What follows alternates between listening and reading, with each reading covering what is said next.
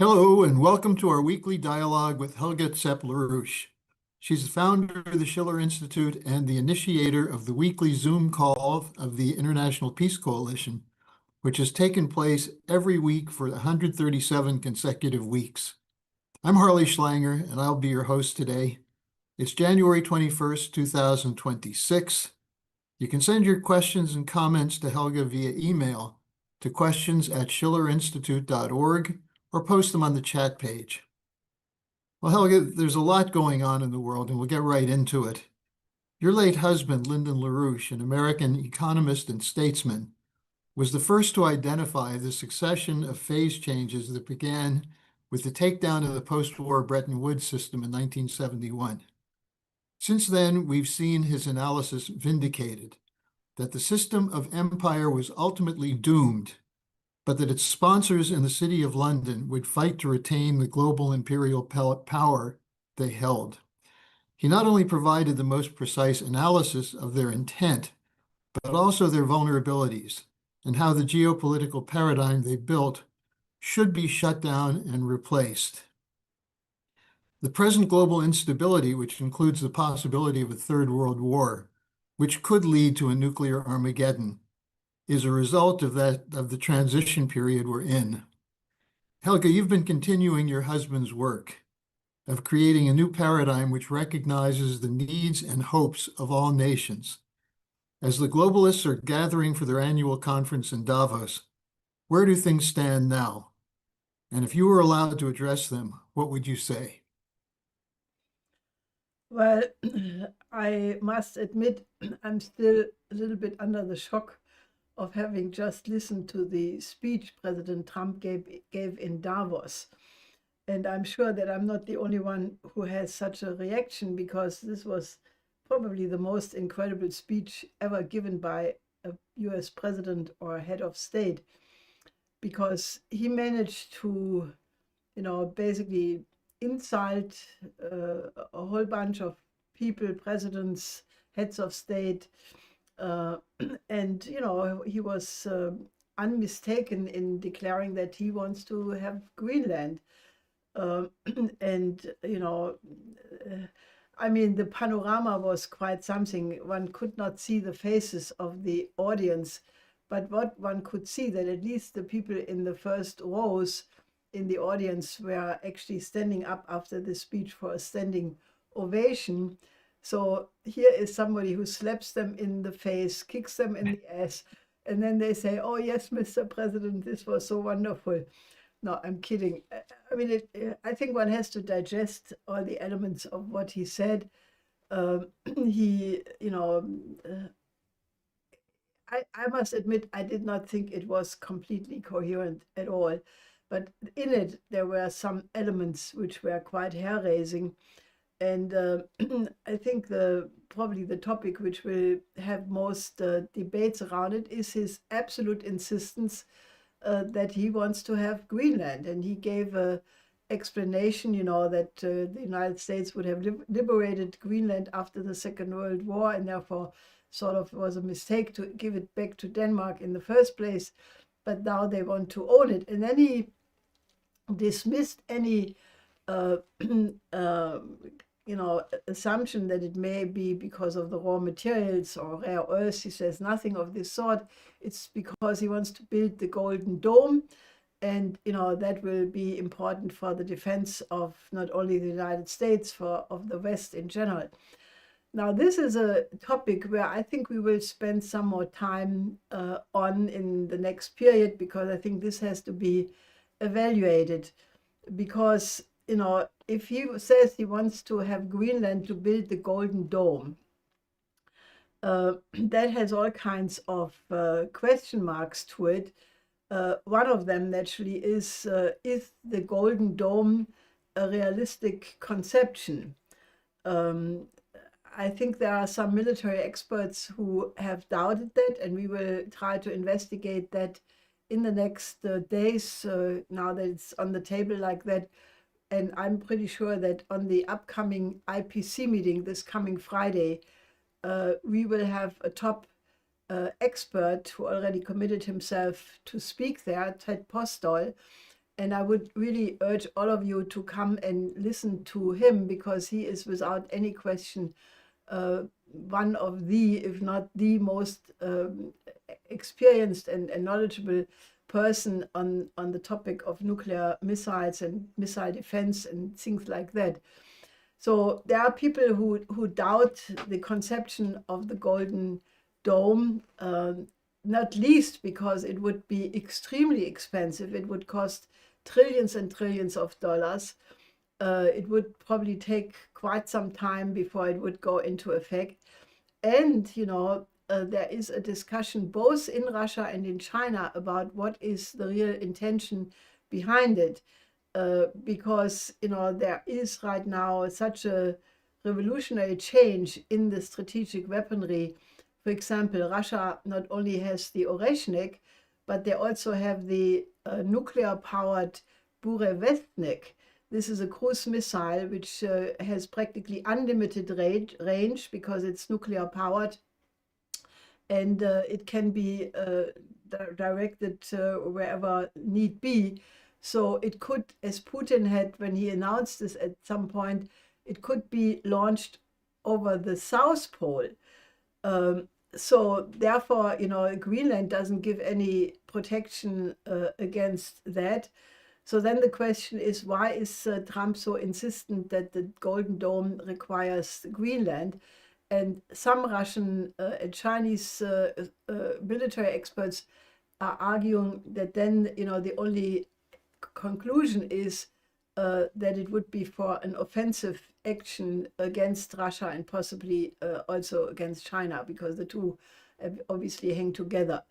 So this is a serious matter. And, you know, given the fact that the entire existence of the human species depends on our ability, if we can prevent an escalation into the use of nuclear weapons and Third World War, I'm pretty sure that this whole issue will be on the table now in every area where experts are discussing this.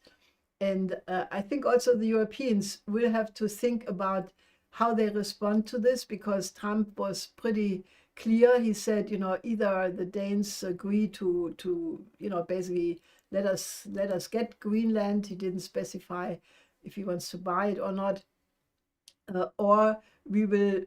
He made some remark like we will be mindful of it, or basically a not so veiled threat, hinting in the direction of the US could just military occupy it, and what do the European chihuahuas do against it?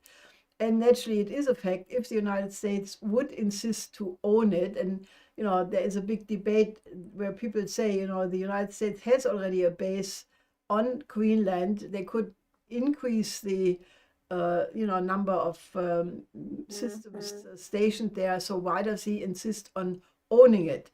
And I'm pretty sure there will be a big discussion. I think he also, you know, I mean, there are so many factors in total disarray right now. For example, you had in the recent period a very important change in the attitude whereby the so-called coalition of the willing, at least some of them started all of a sudden saying that they want to talk, resume discussions with Putin. The first one was Macron, then Prime Minister Meloni, and finally Chancellor Merz all said, you know, maybe we have to have a more balanced approach and restart talking to the Russians. And then Macron, shortly before the Davos meeting, said that he wants to have an emergency G7 meeting in Paris this week, where they want to invite Putin. And then apparently it was Trump who said, no, he doesn't want to participate in such a thing. So instead, there will be some EU meeting. So Trump did not want to be in such a G7 meeting. It's all not extremely clear what is motivating him at each given point.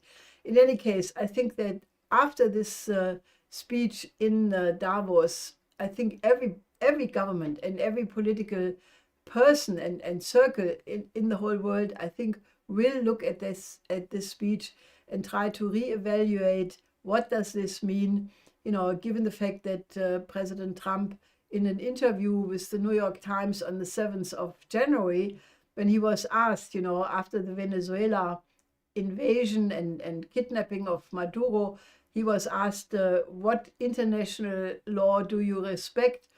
And he said, I only have my own mind, my own morality. I do not need international law. Now, that was an incredible statement. And I think that, the world clearly has entered a new phase, as you mentioned in your introductory remarks. And the world has to come around to evaluate what that exactly means and what options for action still exist. We have a question from a former member of parliament in Austria who asks, will NATO and the European Union survive if Trump succeeds in seizing Greenland?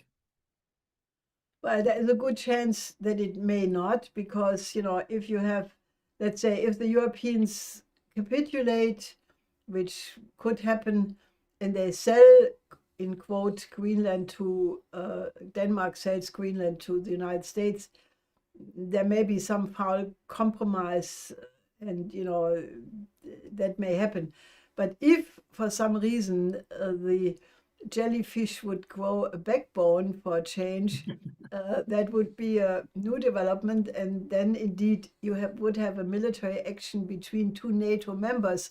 And given the fact that NATO is really the United States, I mean, if the United States pulls out of NATO, there's nothing really significant left.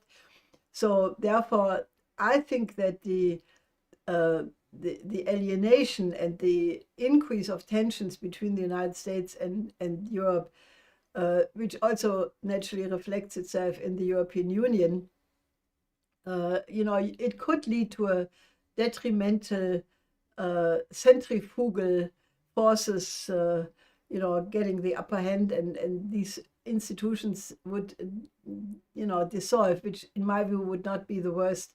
As a matter of fact, I think both structures are giving the world so many troubles that I have argued since the beginning of 22 that we urgently need to replace NATO with a new security and development architecture, basically by going back to where the Cold War ended in 91, where there was the potential of Russia being included in the European common house into a Eurasian security architecture from Vladivostok to Lisbon. So the discussion was already there. Putin himself argued both with President Clinton and W. Bush that he was ready to join NATO, with Russia joining NATO, which flatly was refused. And therefore, I think that, the sooner there is a serious discussion about going back to establishing a security and development architecture which recreates governance in the world, that is the most urgent question, because a collapse into chaos for sure would have terrible consequences. We have a message from Harrison who said, we should go back to the golden rule instead of building a golden dome. Now, there are a couple of other questions on Davos. One person wrote in and said that the narrative from the media is that there's going to be more discussion than usual at Davos. And he wrote, yes, they're going to offer false choices based on their conception of man as Hobbesian, whether it should be force or whether it should be deals, but there would be no better option coming forward. Now, a friend of ours from Ghana asked whether you think the transatlantic sector would accept the emergence of a multipolar world, given that that's one of the topics that's supposedly going to come up. And a viewer from Australia asked about rumors spreading that Donald Trump has an agreement with Putin and Xi Jinping to divide the world into 3 spheres of influence. So if you can take those questions, would they accept a multipolar world, or are they going for a tripartite division into spheres of influence? Well, I mean, the last question somehow, I mean, that theory is floating around everywhere, but I do not think that that is a valid idea, because that would assume uh, that the notion of governance of the Chinese, the Russians, and the Americans are the same, and they are very, very different. I would say that if you look at the conception of Xi Jinping, he has this 4 initiatives he launched during the last several years. The last year, the Global Governance Initiative, which is the idea of a multipolar world where basically the principles of the UN Charter, the 5 principles of the peaceful coexistence, are the basis, sovereignty, non-interference, acceptance of the different social system, peaceful cooperation for the benefit of all sides. This is a very harmonious conception based on Confucian philosophy. And I think that's absolutely workable. It would be a major step ahead in terms of international law. It would build on concepts which were developed at the Peace of Westphalia, but basically applied to the modern world, including the existence of the global majority, which is, the majority of the world, which needs to be represented. And naturally, the Peace of Westphalia was an entirely European affair. So I think that that is one conception. Then you have on the other side a world outlook, which is reflected in the new idea of a peace council, what President Trump has proposed. First, it seemed only for Gaza, but now it seems to be growing because it's inviting everybody to be involved. And I to give you an idea how far the world has come to go to pieces, I would in my whole life never thought I would agree on any one point with Annalena Baerbock. But now the moment has arrived that I do think she has said something reasonable, namely that this peace council is superfluous because there is already an institution which represents all countries, namely the United Nations, the UN Security Council, and the UN General Assembly. And that is obviously the case. So given the fact that the membership in the Peace Council would cost $1 billion just to be a member, I think that gives the show away what this is supposed to be, namely the club of the multi-billionaires who are all aiming to become trillionaires. And that is unfortunately, a lot of what's in the background of President Trump, namely, the Silicon Valley billionaires, where I think half of 7 people own what half of the United States possesses, or some crazy proportion like that. In any case, this is, the idea that the rich people have the right to be rich. I think Peter Thiel wrote an article where he said, we should not be ashamed to amass as much wealth as we possibly can. And, it's a mixture of Caligula and Croesus running the world. And, I think one should look at what happened to that conception. Well, on the Peace Council idea of paying $1 billion to become a member, apparently Benjamin Netanyahu said that he would be willing to do that. But one of my contacts said he's sure Netanyahu would ask for a discount. Now, a couple more questions from, actually, someone wrote back in and asked if you were able to speak, repeated the question, what would you stress as the most important thing to come out of Davos? Well, given the fact that all of these people who come there with their private jets or, some other way of living in luxury hotels, to show off their whatever wealth they possess. These are the top billionaires and millionaires and multimillionaires of the world, but they may show to be so fantastic and exquisite and Trump said, you in the hall here talking to the people in the audience, you have the best brains in the world. Now I have my doubts about that very much, but I mean, these are people who pretend to be the runners of the world, but they are all scared shitless. I'm sorry, I shouldn't use this language, but they are completely freaked out because they are the ones who know that the financial system is bankrupt. And a lot of the craziness, the absolute insane craziness, which is being portrayed nowadays in international politics, comes from the fact that this so-called elite, this power elite or financial elite, they are out of their wit because they know that the system is not payable. Even if they create new bubbles, Trump also wants to be the crypto king in the world. The outstanding debt cannot be paid, and the whole system could blow apart in any moment, and that is what's driving the whole thing. So, given the fact that that is the reality, which is not talked about, but which is underlying all of that, what I would do is I would, basically say, we have to have an orderly reorganization of the financial system. We have to do what Franklin D. Roosevelt did with the Glass-Steagall Banking Separation Act. Let's have a global Glass-Steagall, shift the whole policy away from essentially the policy shift which President Nixon introduced in 71 by introducing flexible exchange rates, and then all the many deregulations of the markets which happened since, where every step on the way was pointed to by Lyndon LaRouche as, he always said, this will have the following consequences.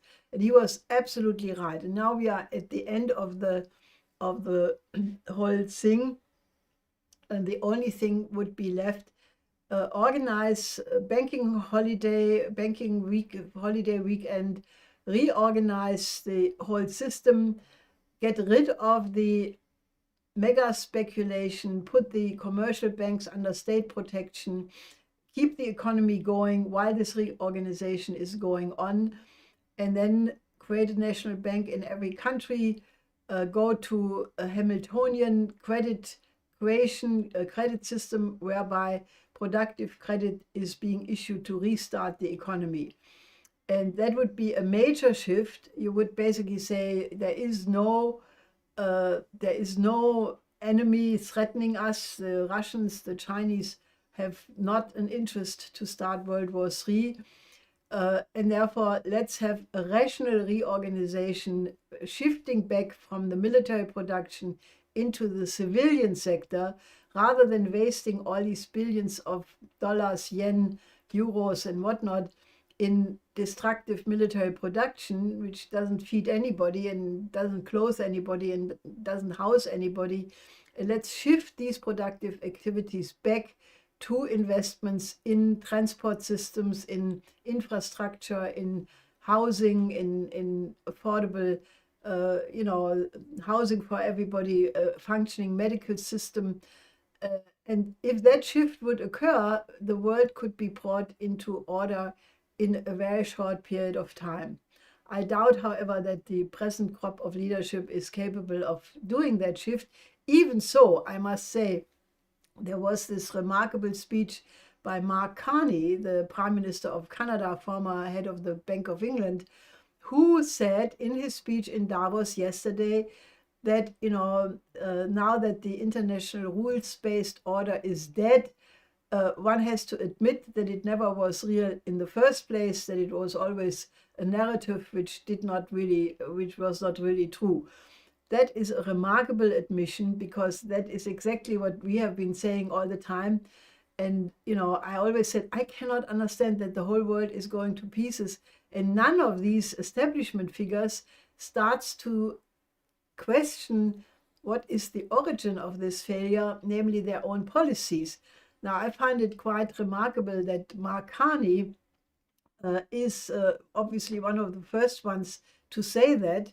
And I think it should be picked up, and people should discuss that, because the rules-based order was always a fraud, and he says it. He says the mighty ones would bend the narrative as they wanted to, and that was exactly what we have seen, this incredible double standard in everything. And I think it's an important point for everybody to start really discussing that fraud called the rules-based order, and why it should be thrown out as an argument altogether and replaced by a system of governance based on natural law. So I think that we are at a very crucial moment, and an honest discussion is more urgent than ever. It's especially interesting that Carney brought it up, given that he was the one who in 2019 at the Jackson Hole, Wyoming Federal Reserve Conference was the one who put forward the latest conception of the Great Reset, the global bankers' dictatorship. Now, you mentioned earlier the Venezuela question, Russia and China. Here's a question that came in. If Trump's actions in Venezuela were aimed at countering Russia and China's influence in South America, why did they not do more to contest the kidnapping of President Maduro and the U.S. buildup in the Caribbean? But then he sort of answers his own question by saying, what realistically could they have done? Yeah, I think, it's easy to say, why did Russia and China not defend Maduro? But, if you think what they should have done or what they could have done intervening militarily, I mean, I think the whole strategic situation is already so tense. If you think about the pending threat on a new strike on Iran, the Ukraine war not ended, I think that neither Xi Jinping would risk an escalation into a direct military conflict with the United States, nor does Russia want to do that. I mean, if you look at Xi Jinping, he's an absolute incarnation of patience, of diplomacy, of harmonious negotiations. And Putin is also, enormously calm. I mean, I'm always shocked, you have all these horrendously Russophobe statements, coming from so many people in the West. And Putin, at least so far, has been remarkably calm, collected. He does not react to provocations, but makes his moves in a very strategically thoughtful way. So I think it's unfortunately a symptom of the times that even such things cannot be remedied on the spot, because what's at risk is a much larger situation. Here's a question from a retired law professor. How is it that sanctions are allowed under international law when there are sanctions which end up killing more people than wars? He said, isn't this proof of the case that might makes right? And he cited the example of Madeleine Albright and President Clinton's sanctions in Iraq that killed 500,000 children. Well, it's not allowed under international law. That's the whole point. Just because the mass media and the governments are not acknowledging it, unilateral sanctions are illegal. Only sanctions which are imposed by the UN Security Council are legitimate. And none of the sanctions, for example, against Iran, against Venezuela, Cuba, and many other countries have been sanctioned by the United Nations. The aim of it is, as you correctly say, aimed to not against the governments, but against the people. Sanctions normally increase the cost of living, making inflation go up, making unavailable certain important technologies, weakening the economy, threatening the entire livelihood of the population. And they're trying to increase the pressure by tightening the screws, so that basically then the population goes in the streets and protests the measures by the government.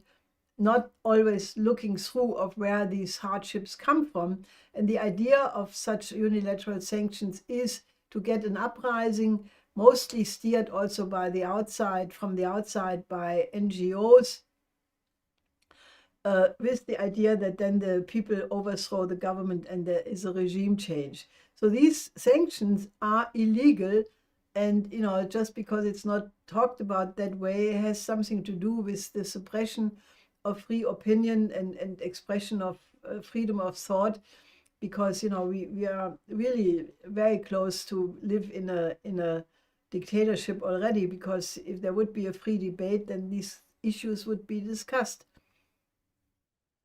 Here's a comment from someone who picked up on your somewhat vulgar characterization. He said, scared shitless. The problem is that they keep coming up with more shit. Well, I have one more question. One I- more question for you. Okay. This is from someone who wrote in last week and we didn't get to it. But he said he heard Ambassador Chaz Freeman on the EIR roundtable discussion say he thinks that the U.S. is in a pre-revolutionary mood. And he said, I'd like to see that, but I think Americans are too complacent. What do you think it would take to change the complacency? Well, I did not have yet the chance to talk with Chess about what he meant by that exactly, because obviously he does not mean, and I would assume he does not mean, any kind of gang, counter gang uh, fight in the streets. There are some people who would like to see that and are predicting for a long time that civil war will break out in the United States, which would be the worst option, obviously. If, however, if he means, and as I said, I didn't discuss that with him, if he means by that the recognition of the people, that the United States has moved away so far from its ideals of the American Revolution, whose 250th anniversary we are celebrating this year, and that there is a need to go back to that spirit of the American Revolution. If he means that by pre-revolutionary, then I would welcome it a lot.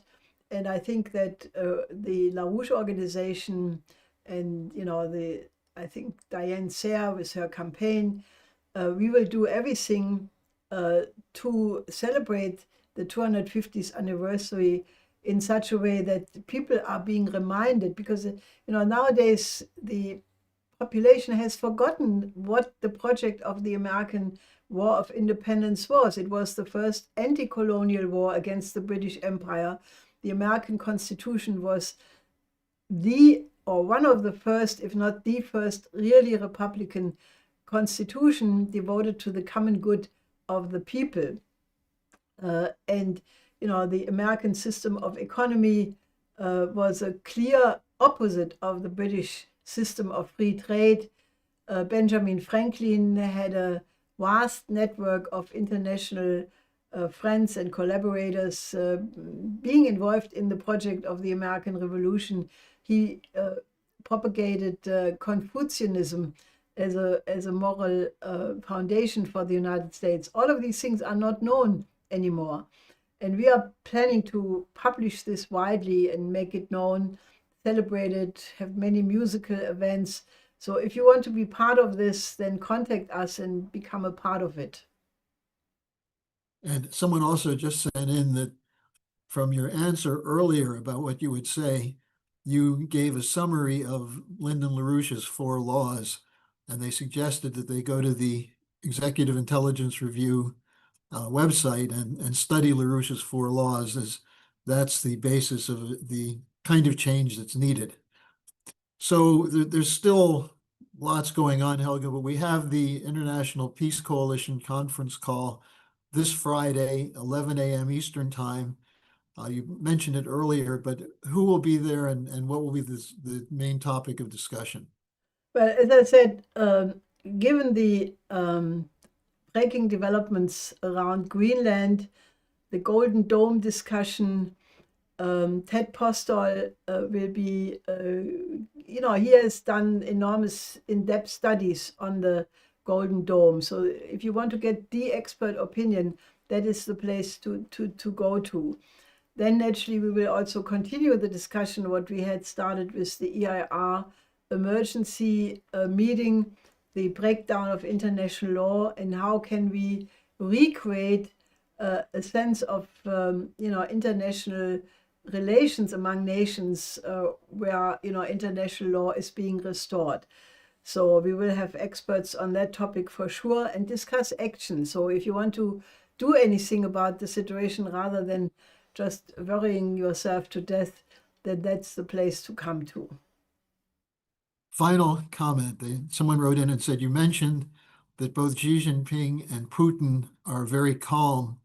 And the woman writes in, how do you stay calm in the face of this? And how do you keep all of this in your head and still remain calm? Well, that's because I think I have a well-grounded identity in German idealism. That is not utopianism. Many people think idealism is utopianism, but it's not that.